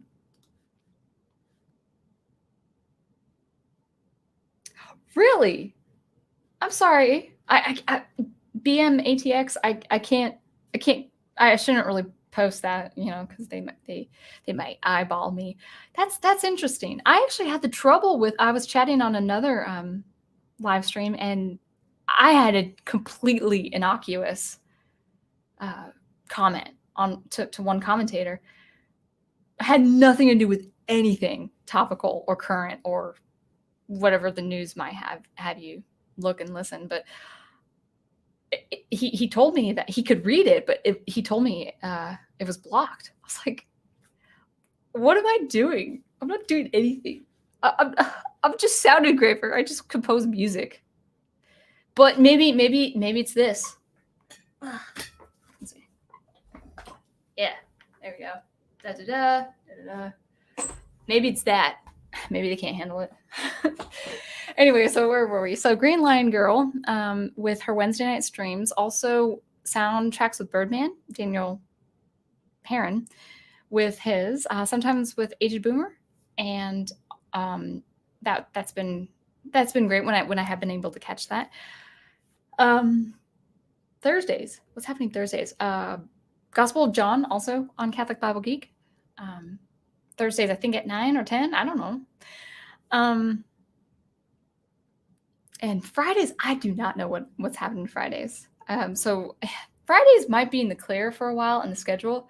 We do have our Saturday night rewatches for a little bit. I just don't know which channel and who's doing what movies. So if Big Al or Mr. Troy Pacelli, if you guys have a movie for this Saturday, also it's on the Facebook group page, rewatch. But night everyone. Night Wolf 10.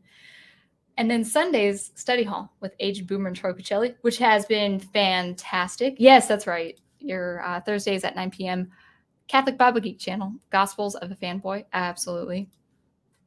So, but Sundays, back to the Study Hall, which has been great with Aged Boomer and Troy Pacelli. You guys are so awesome together. You guys really do have good chemistry. I just remember sometimes you guys make me laugh. It's you guys were talking about James Bond with toupees, and then it went to William Shatner with possibly a toupee or something like that. And then Age of Boomer's like, no. William Shatner is the man. And Troy's like, there's nothing wrong with toupees. So I really like your chemistry, your guys' dynamics. So anyway, I think that will be all for me. Mr. Matchstick also on Sundays as well. I just feel like I'm missing so much. But you guys could go to the Professor Geek Facebook group page to know all your ins and outs of scheduling purposes and everything like that. So until I see you next, keep producing the art you love. Thursdays, sound experimentation or original music every Thursday on my channel, and live commentary every Monday nights on this channel, of course. And until then, I will catch you later. Thanks, guys.